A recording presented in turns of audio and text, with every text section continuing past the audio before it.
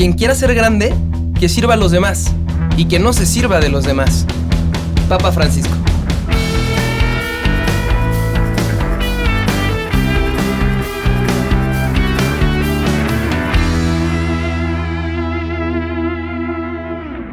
Bienvenidos a un nuevo episodio de Contracorriente. Yo soy Ricardo Pérez Venegas y pretendo con este podcast romper los paradigmas que nos alejan de vivir la verdadera felicidad. El mundo de hoy nos invade con información chatarra todos los días y por todos lados. Buscan manipular nuestra forma de pensar según los intereses de algunos que están obsesionados por el dinero o el poder. Pero nosotros pensamos diferente. Nosotros pensamos contracorriente.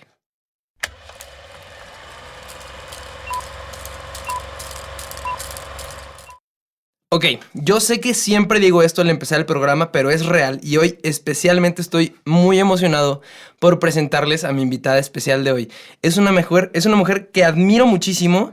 He tenido la fortuna de estar muy cerca de ella durante un tiempo largo de mi vida. Últimamente no tanto y eso me da tristeza, pero a la vez, cada vez que logro o que tengo la oportunidad de verla, pues me alegro muchísimo y aprovecho para platicar porque es como una buena naranja. Está chistoso lo que voy a decir, pero una buena naranja tiene un chorro de jugo y así es esta persona que está sentada a mi lado, porque ahorita van a ver la cantidad de jugo que vamos a exprimir de su cabeza. Es una mujer sumamente sabia, sumamente inteligente, sumamente culta. Pregúntale cualquier cosa de historia, de filosofía. Es una mujer. Ahorita vamos a hablar un poquito sobre su carrera y su trayectoria, pero es licenciada en Derecho y tiene una maestría en Filosofía Política, si no me equivoco, ahorita me corregirá. En ambas tiene tesis impresionantes y en base a este conocimiento, este intelecto que ella ha desarrollado a lo largo de su carrera profesional y de su vida personal, pues ha llevado a cabo proyectos que son dignos de admirarse y que aparte inspiran a otros, y soy el primero en agregarme en este grupo de personas que están inspiradas por esta persona. Bueno, ya sin más rodeos, les voy a decir con quién estoy. Estoy con mi queridísima hermana Cristina Pérez. Cristi, ¿cómo estás? Hola, espero que nadie que me conozca escuche tu podcast porque vas a ver que estás mintiendo y exagerando impresionantemente, pero pues la admiración va de regreso, Riquilín. Qué padre que estés con todos estos proyectos. No, hombre, estoy seguro que las personas que van a escuchar el podcast que te conocen van a reafirmar lo que estoy diciendo. Me queda clarísimo. Todas tus amigas me han hablado de ti con una admiración impresionante. De repente estamos aquí en la casa y hay una que otra amiga que, no sé, te está esperando en la sala porque van a ir a algún lugar y me dicen, es que tu hermana está cañona. Y sí lo creo, de verdad. Digo, siempre halago mucho a mis invitados y siempre pongo nervioso a mis invitados antes de empezar el programa. Así que ya, voy a dejar los halagos y voy a empezar a entrar en el tema. Primero quería preguntarte un poquito sobre tu carrera. ¿Podrías podrías comentarnos, platicarnos a qué te dedicas actualmente, qué estudiaste y cuál es tu pasión? Pues sí, yo estudié Derecho, nunca con idea de ser una abogada de empresa o de un despacho jurídico. Como que estaba un poco confundida y mi mamá me decía, ¿qué quieres? Y yo, quiero cambiar el mundo. Entonces me dijo, pues sí, igual estudia Derecho y te vuelves diputada. Y dije, va, buena idea. Y ya, mientras estudiaba Derecho, la verdad me encontré con la parte filosófica de esa carrera, que fue la que más me gustó, y pues aspiro a ser profesora de tiempo completo eventualmente. Trabajé en el gobierno mucho tiempo, que es padre e interesantísimo darse cuenta cuáles las razones que influyen en las decisiones políticas, etc. Y me fui a hacer una maestría en teoría política. Y mientras estuve en Londres, pues me dio muchísimo gusto encontrarme con una ciudad donde hay un montón de iniciativas sociales bien planeadas, con esquemas de financiamiento muy bien diseñados y pues que tienen un impacto muy, muy, muy presente y muy notable. Y pues decidí unirme a un par de esas causas. Te quiero preguntar un poco de eso y quiero advertirles, mi hermana es un poco como mi mamá, es una mujer que habla desde el corazón y si le notan un poquito quebrada la voz, no se preocupen, todo está bien, todo está en orden aquí en cabina, es simplemente que realmente está sintiendo lo que está diciendo y sospecho que aquí viene un poco de eso. Te quiero preguntar un poco sobre los proyectos en los que estuviste involucrada en Londres. Bueno, primero me uní a un servicio de atención a inmigrantes latinoamericanas. Eran mujeres que pues, a partir de la crisis de 2008 pues, tuvieron que salir de España, donde tenían un trabajo fijo, bien remunerado, y buscar otras opciones. Entre ellas, algunas encontraron Londres, pero pues no hablaban el idioma y se encontraron con muchas dificultades. La mayoría, gran mayoría, terminan en el sector de la limpieza y el servicio doméstico o la prostitución, muy buena parte de ellas. Tuve la fortuna de estar en una organización que antes de plantear soluciones y ponerlas en práctica, se concentraba en escuchar. Y entonces estuve en contacto con muchas mujeres que se dedicaban a una de estas dos cosas y me contaban sus historias.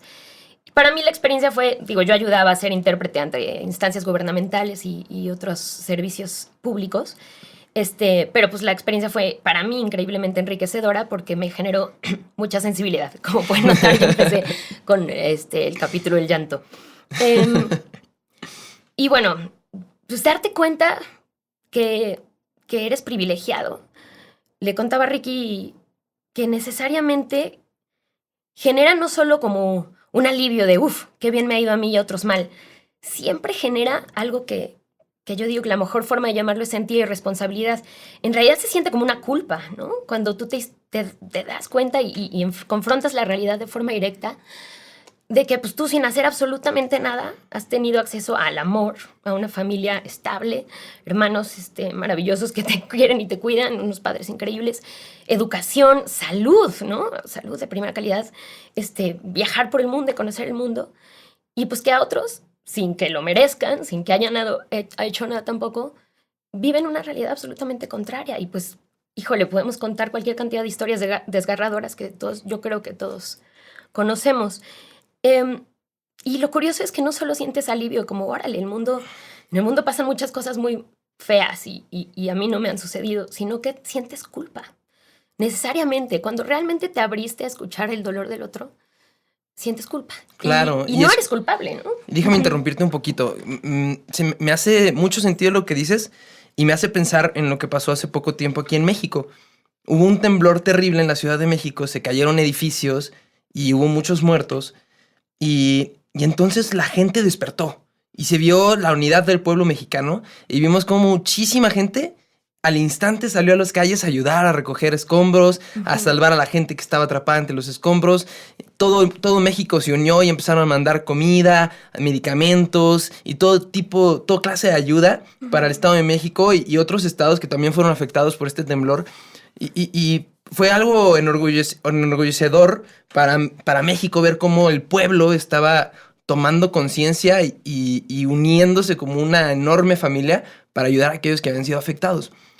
Pero al mismo tiempo se me hace triste pensar que eso sucedió solamente por lo visible y lo notable que fue el daño. Es decir, fue necesario que hubiera un temblor de esa magnitud para que la gran mayoría de los mexicanos despertáramos esa inquietud de ayudar a los demás. Pero no nos damos cuenta y nos hemos acostumbrado a las desgracias que nos rodean en el día a día. O sea, date una vuelta al centro de la ciudad y seguramente de cualquier ciudad en el mundo, o al menos de la mayoría de las ciudades en el mundo, y vas a ver una cantidad de indigentes extraordinaria. Sobre todo aquí en México y en otros países de Latinoamérica, vas a ver una cantidad de personas que tienen una pésima salud, que tienen una calidad de vida terrible. Un pasado y que de tienen violencia doméstica muy fuerte, exacto, una falta de amor. Tienen un pasado que, híjole, no te das cuenta de la gravedad hasta que, como tú lo dijiste bien, ¿no? Hasta que te abres a escuchar. Y es necesario abrirnos a escuchar. O sea, yo te diría, antes de empezar a platicar de todo esto, que empieces a abrir tu mente y empieces a darte cuenta de todas esas injusticias que nos rodean y que no hacemos nada al respecto. Me platicabas, Cristi, un poquito, antes de empezar el programa, de una cosa que se me hizo muy interesante, de una serie que se llama Westworld.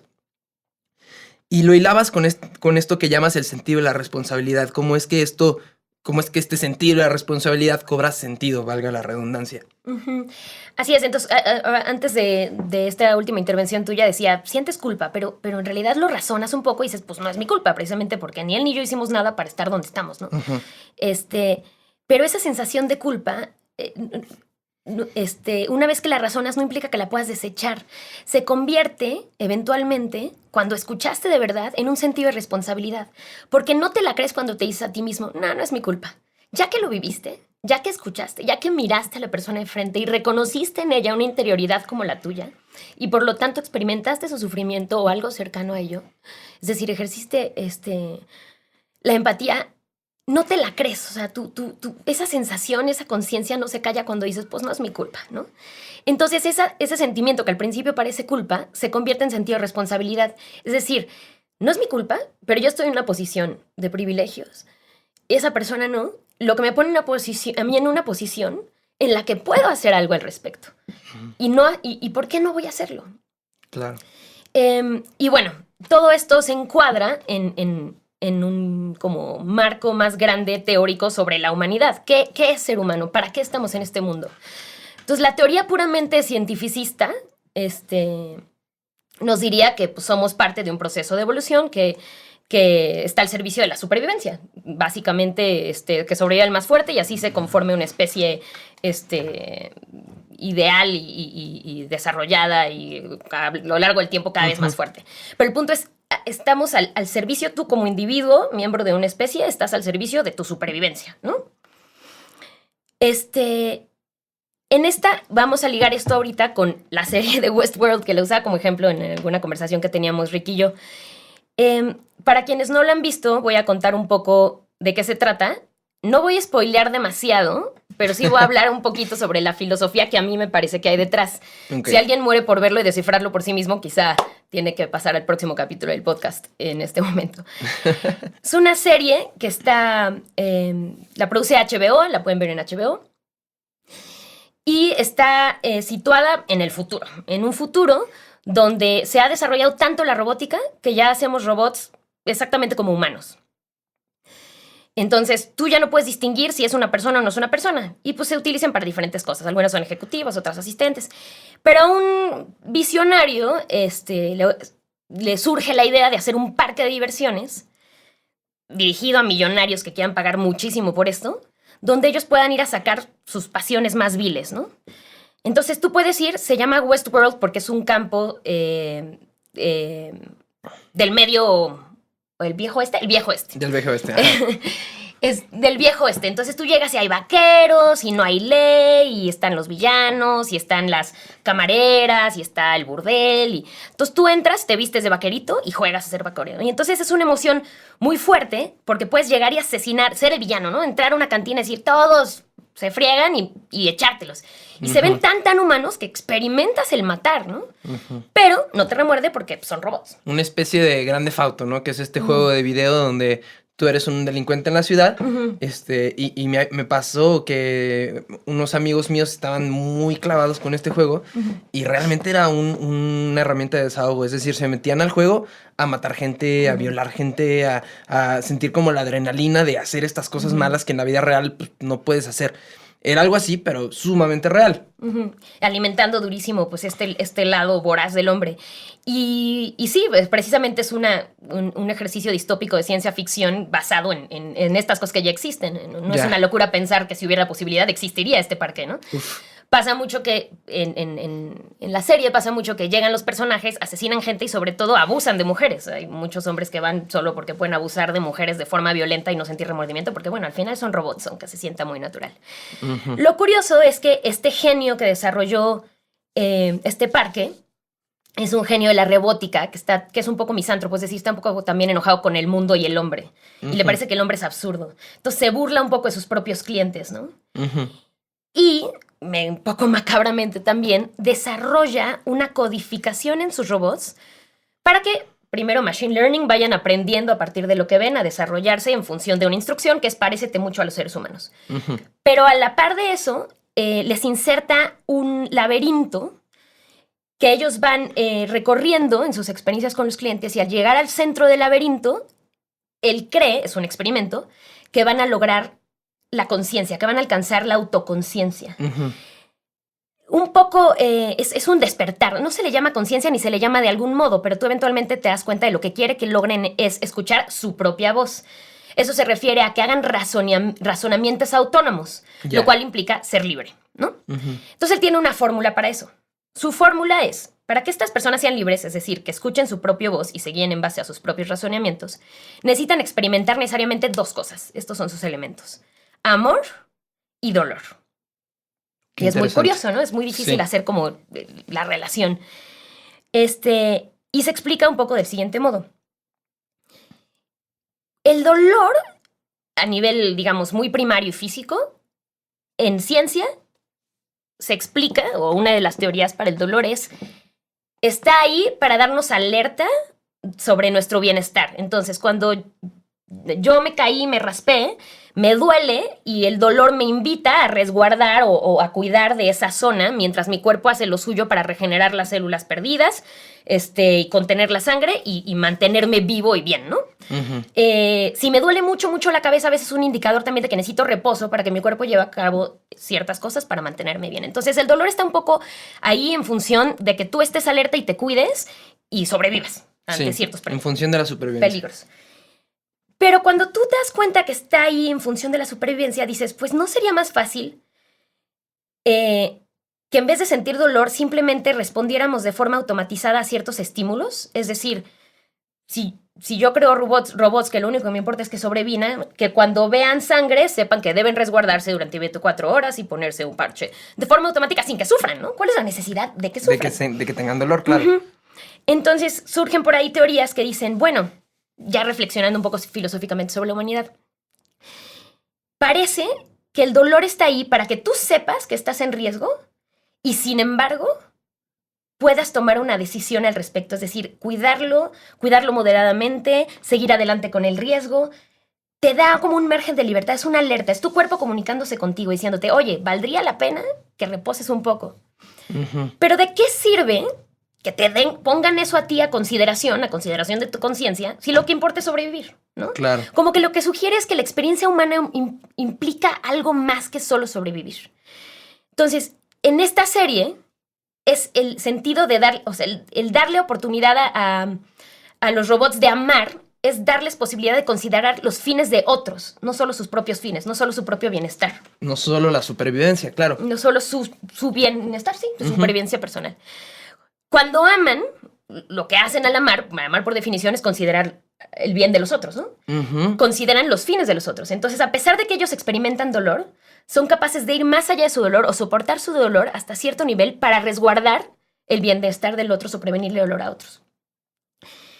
Entonces, sufrimiento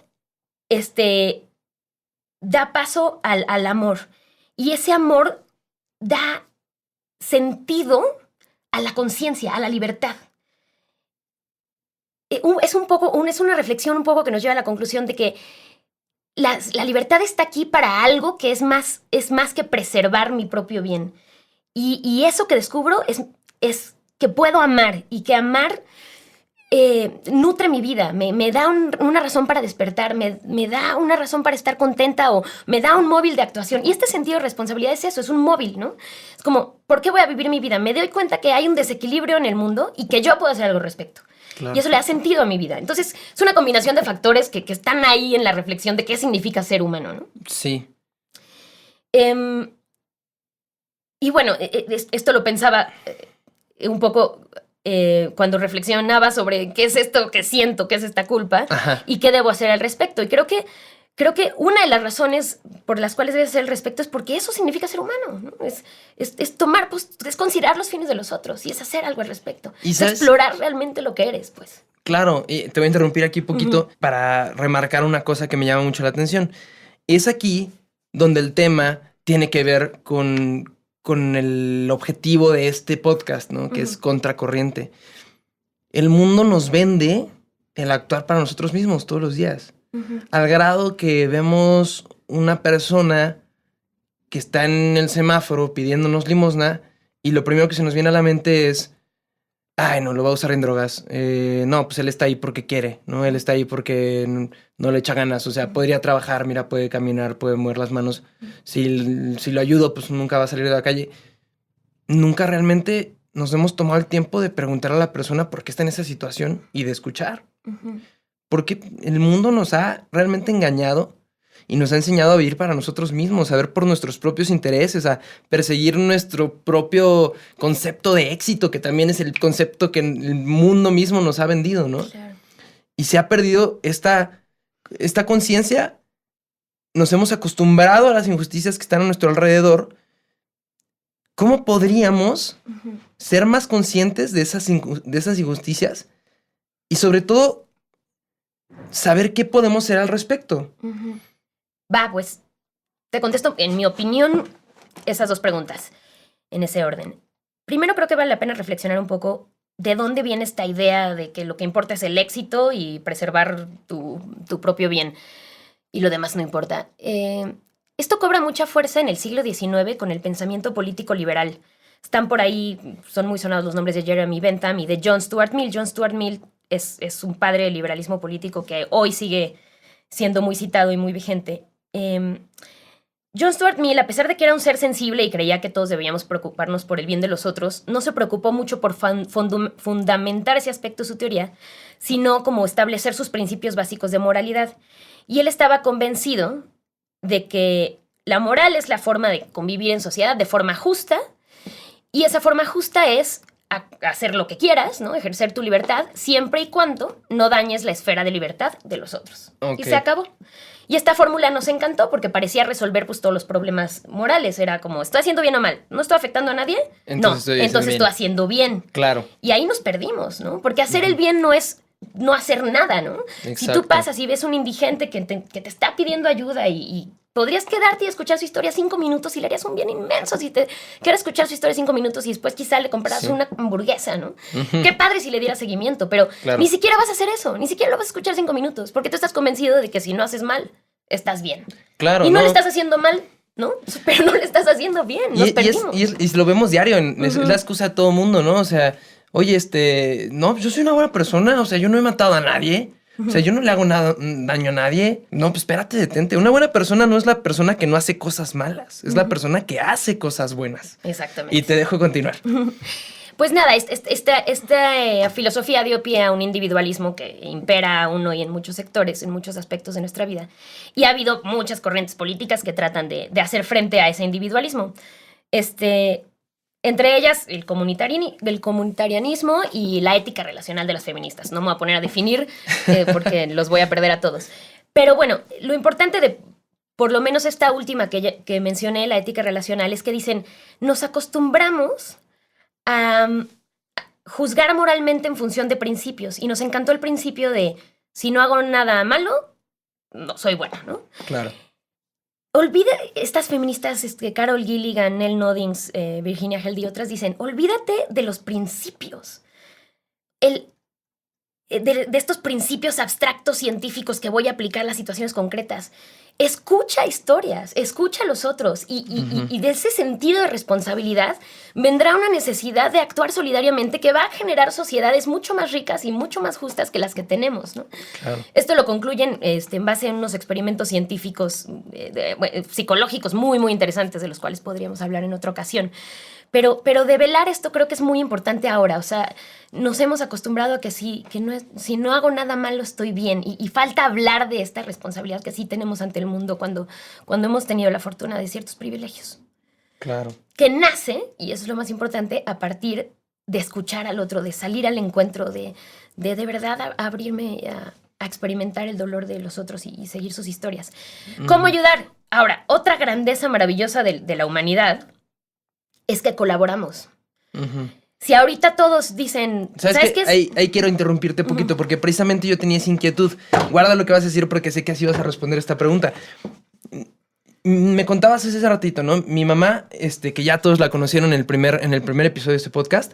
Si no lo han escuchado, regrésense al primer episodio de este podcast a escucharlo porque es un episodio muy bueno. Mi mamá ayer visitó a algunos enfermos junto con mi abuelita. Y me platicabas del caso de uno de ellos, súper impactante. Mandó una foto a nuestro grupo familiar de WhatsApp y yo vi nada más percibí a una persona enferma, ¿no? Una persona con un parálisis cerebral, en cama. Pero después tú me contaste el caso y dije, Dios mío. O sea, es un caso impresionante donde esta persona vivió una situación muy difícil al grado que intentó suicidarse y en su intento de suicidio no logra ajustar bien la soga, no logra ahorcarse bien, por lo tanto no muere y esto le deja una parálisis cerebral el resto de su vida.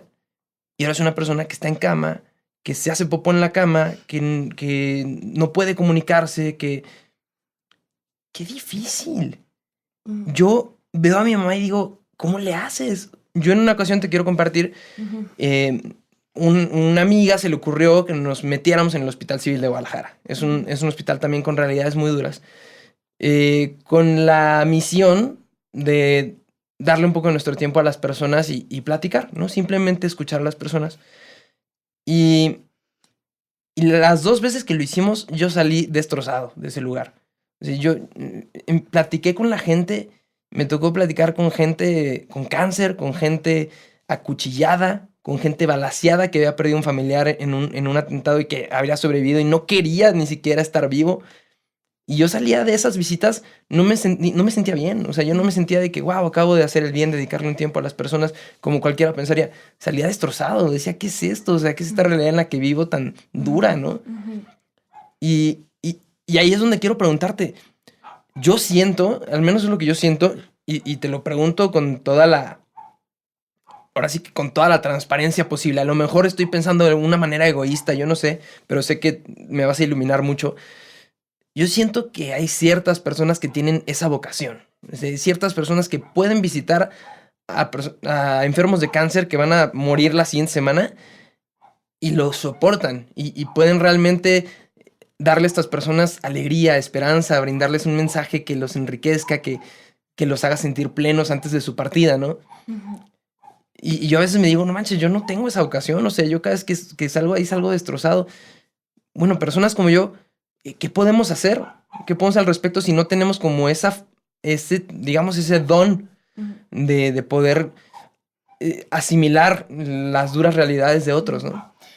Sí, creo que es importante sí conocerlas. O sea, sí, qué bueno que un par de veces fuiste al hospital y digo, has hecho muchas cosas más, pero sí conocerlas, sí confrontarlas alguna vez en la vida. Claro. Pero claro, iba a decir esto, que otra de las grandezas de la humanidad que nos ha llevado hasta donde estamos y que ha generado progreso y avance y una serie maravillosa de cosas, es que colaboramos, ¿no? Una persona ahorita en este mundo no podría solito desarrollar todo el conocimiento técnico y tecnológico para ir a la luna. Eso lo logramos solo porque colaboramos, no solo transversalmente, sino intergeneracionalmente, es decir, porque tenemos el conocimiento de toda la humanidad que nos precede. Eso es una maravilla humana que nos ha llevado a ser proezas increíbles. Y esa colaboración hay que conservarla. Si ahorita todos decimos, híjole, sí tenemos que hacer algo y nos vamos a dedicar a visitar enfermos toda la humanidad, pues vamos a generar mucho más miseria, porque se van a perder empleos, porque se van a perder trabajos que generan alimentación, investigación científica que genera medicamentos, es decir, wow. Tenemos que distribuir las labores que hacemos. Y muchas veces ser un empresario, emprendedor que genera buenas fuentes de empleo, que genera proyectos que nos ayudan a vivir más cómodamente, pues lo necesitamos, es increíblemente necesario. Y bueno, el problema es que estos esquemas funcionales de grandes empresas que generan buenos empleos y buenos productos subsisten a la par de muchas miserias, ¿no? Entonces tenemos otro grupito de personas, que no son esos empresarios o esos emprendedores, que tienen una sensibilidad y un ímpetu y muchas ganas de salir a ayudar a este sector de la humanidad que vive en la miseria, ¿no? Pero no pueden hacerlo sin que existan estos empresarios que están generando riqueza que aporten. Entonces, en realidad, lo estoy dividiendo muy binariamente, pero hay un espectro enorme de las cosas que puedes hacer. Claro. Desde responder a esta inclinación y a este talento de ir a visitar enfermos o ir a comunidades rurales o dedicarte 100% a la caridad, hasta sí dedicarle esos 5 minutos a ese compa que ves todos los días cuando vas al trabajo. Le puedes cambiar la vida. Tener a alguien. La gente que vive en las calles no tiene redes sociales. Bueno, redes sociales no en el sentido bueno de la palabra, es decir, no tiene relaciones personales. O sea, se han roto sus vínculos. Su madre, su padre y sus hermanos no se acuerdan de él o no lo quieren recordar. Claro. Que tenga alguien que le dirige la palabra 5 minutos al día puede cambiarle y darle sentido otra vez, ¿no? Uf. Puedes empezar por darle esos 5 minutos, pero también donar. No sabes el bien que hace, no sabes cómo la gente lo necesita. En Londres yo decía, qué maravilla, tiene un esquema de financiamiento bien planeado, qué padre. Vengo a México y escucho tantas iniciativas tan increíbles, tanta gente con este ímpetu de ayudar. y con tan bajo financiamiento. Es decir, la gente no se cree los proyectos o ve que ya tiene el apoyo de alguna compañía grande y siente que no hace falta. Claro. Hay que confiar un poquito en lo bonito de la humanidad y en esta gente que está respondiendo a este talento, porque en realidad se trata de responder a nuestros talentos, ¿no? Si el que ponemos de empresario la vas malísimo para los negocios y quiebra todas las empresas, pues no nos sirve ahí, tenemos que ponerlo en otro lado. Claro. Y la grandeza de esta colaboración humana tiene todo que ver con que coloquemos a la gente haciendo lo que le gusta, lo que hace bien, ¿no? Lo que le apasiona. Entonces, Sí, claro. híjole, pues donar es una gran forma de responder. Sí, me encanta lo que estás diciendo y me hace reflexionar muchísimo, incluso me inspira y me hiciste pensar ya en un par de personas que veo diario camino al trabajo, que me comprometo a tomarme esos 5 minutos de pararme por ahí a estacionar el coche y bajarme a preguntar por qué estás aquí, ¿no? Y realmente será duro, yo sé, digo, ya en un par de ocasiones lo he hecho y es duro saber que no le puedes resolver la vida, ¿no? O sea, lo escuchas, te das cuenta de su miseria, llegas a comprender su situación, el por qué está ahí, dejas de juzgarlo, dejas de culparlo.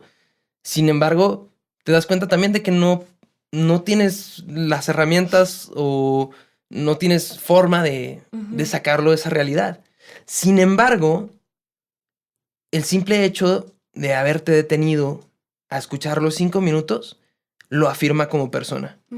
Lo afirma como ser humano y lo hace sentir amado y valorado. No, de verdad significa muchísimo más de lo que nos imaginamos. O eso entiendo de las conversaciones que he tenido con personas en una situación así de vulnerable. Y bueno, un poquito volviendo a esta idea del sentido de responsabilidad. Este sentido de responsabilidad surge de que podrías hacer algo y no lo haces. Claro. Entonces, un poco la respuesta a ese sentido de responsabilidad es hacer lo que puedes, ¿no? Claro. No surge de que no puedes hacer nada, surge de que podrías hacer algo y no lo haces. Entonces, haces lo que puedes. Y lo que puedes hacer con esta persona, una vez que platicas con ella y descubres que no puedes cambiar la vida, es escucharlo un poco. Y eso hay que pensarlo bien, porque uno se puede conformar muy rápido pensando que, pues no hay nada que pueda ser suficiente. No, haz lo poquito que puedas. Claro. Y piensa bien qué es lo que puedes hacer, porque quizá no puedes tú ponerle una casa o conseguirle una mamá o esas cosas que más añora y necesita, pero sí puedes apoyar a una organización con 0.05 de tu salario que se dedica a atender personas en situación de calle. O sea, siempre hay un poquito, o sea, hay que ser creativos también en nuestra respuesta. Y pensando en este esquema de colaboración, que es lo que nos hace grandes y maravillosos. Nos das 2 increíbles respuestas a estas inquietudes. Una es, puedes escuchar. Ya es una increíble obra humana que puedes hacer por los demás. Darle a las personas su lugar como personas.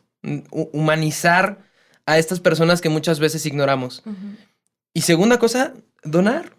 Y no importa si son 5 pesos mexicanos o si son 10,000. Realmente, como tú bien lo dijiste, lo que puedas. Lo que puedas es infinitamente valorado e infinitamente trascendente. Claro. Me encanta todo lo que dices, me inspira muchísimo y quisiera lanzar la invitación antes de hacerte la última pregunta para terminar el podcast. Quisiera lanzarte la invitación.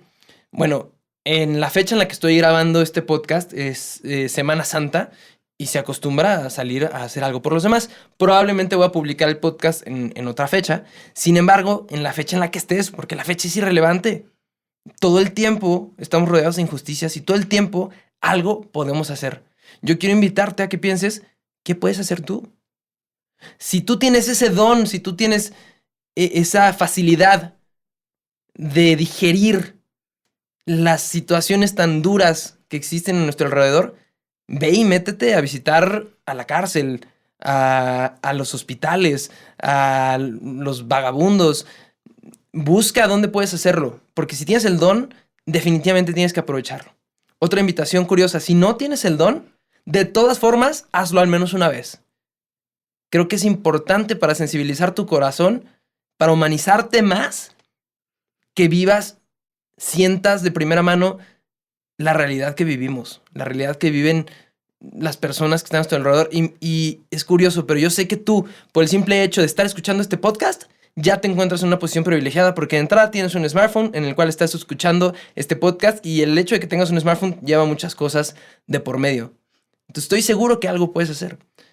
Ahora, si no tienes este don, date esta otra oportunidad y aparte piensa, ¿qué otra cosa sí puedo hacer? ¿No? ¿Qué puedo hacer? A lo mejor cerca de ti hay una asociación que hace bien a comunidades indígenas, ¿no? Que ayuda al desarrollo de las comunidades indígenas. O a lo mejor que brinda un mensaje de esperanza a las personas que están encarceladas, tanto inocentes como culpables. O a lo mejor que ayuda a los indigentes. O a lo mejor que ayuda a sacar a las mujeres de la prostitución. Yo qué sé. Pero te invito a que investigues, a que veas qué es lo que se está haciendo a tu alrededor.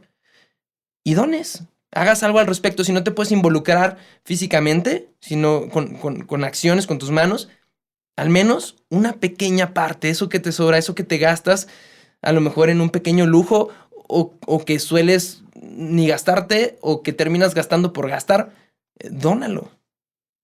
Y hazte responsable, cobra este sentido de responsabilidad que todos tenemos. Muy bien, para finalizar, Cristi, quiero hacerte la pregunta obligada del podcast. Es un pequeño reto. Quiero preguntarte cuál es tu mejor consejo para las personas que nos escuchan para desarrollar este sentido de la responsabilidad y hacer algo al respecto. Pues creo que desarrollar este sentido de responsabilidad sí tiene que ver con escuchar las historias de los otros.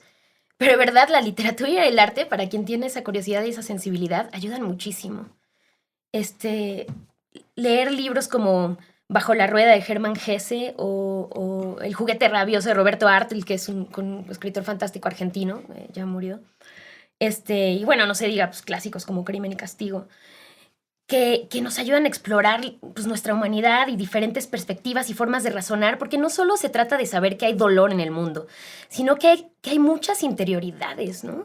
Y que el bien que le puedes hacer a alguien también debe responder a la cosmovisión y a las necesidades y a las sensibilidades de esa persona que quieres ayudar, como desprendernos mucho de este sentido de superioridad o de prepotencia, o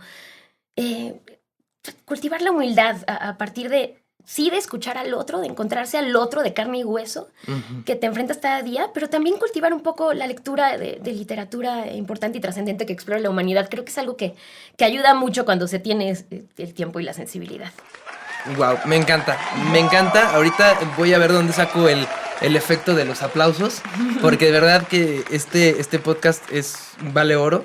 Te quiero agradecer de todo corazón, Cristi, hermana mía, que tanto quiero, que tanto admiro, que me hayas regalado este tiempo para dar este mensaje a las personas. Espero que a muchos de ustedes, como a mí, los haya enriquecido muchísimo, los haya inspirado y motivado a hacer algo más de lo que actualmente haces por los demás.